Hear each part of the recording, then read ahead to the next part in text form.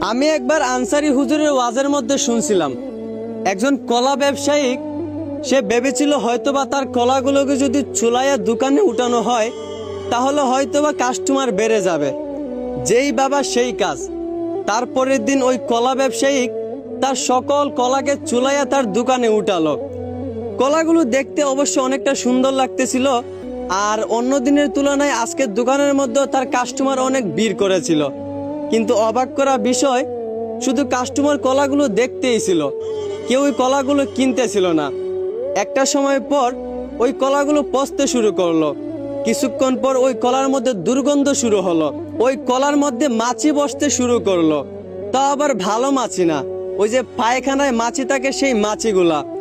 একটা পর্যায়ে ওই দোকানদার বাধ্য হয়ে সেই কলাগুলো একটা টুকরির মধ্যে নিয়ে একটা জায়গায় ফেলতে গেল।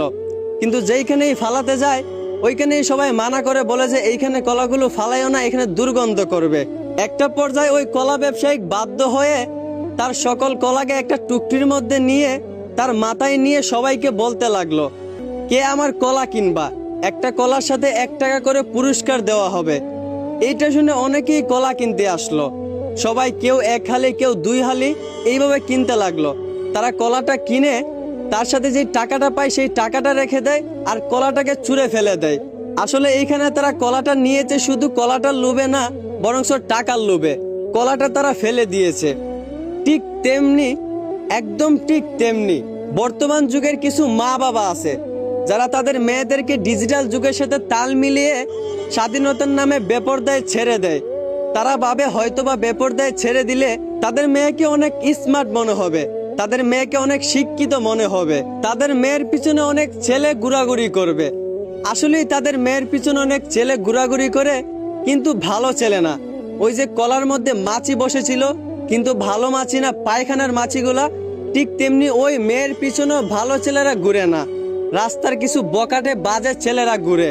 তারপর একটা সময় যখন ওই মেয়ের বিয়ের সময় চলে আসে, তখন সব ছেলেরাই তার পিছন ঘোরাঘুরি বন্ধ করে দেয়। তারপর মেয়ের বাবা যখন মেয়েকে বিয়ে দিতে যায়, তখন সবাই মানা করে দেয়, বলে যে তোমার মেয়ে খারাপ, তোমার মেয়েকে আমরা বিয়ে করব না। এইভাবে একের পর এক কেউই ওই মেয়েকে বিয়ে করতে চায় না। তারপর মেয়ের বাবাও সবাইকে বলতে লাগে, ওই যে কলাওয়ালা টুকটি মাথায় নিয়ে বলেছিল আমার কলা যে নিবা প্রতি কলার সাথে 1 টাকা করে পুরস্কার। তখন মেয়ের বাবাও সবাইকে বলতে লাগে, আমার মেয়েকে যে বিয়ে করবা, আমার মেয়ের সাথে বাইক, ফ্রিজ পুরস্কার পাবা।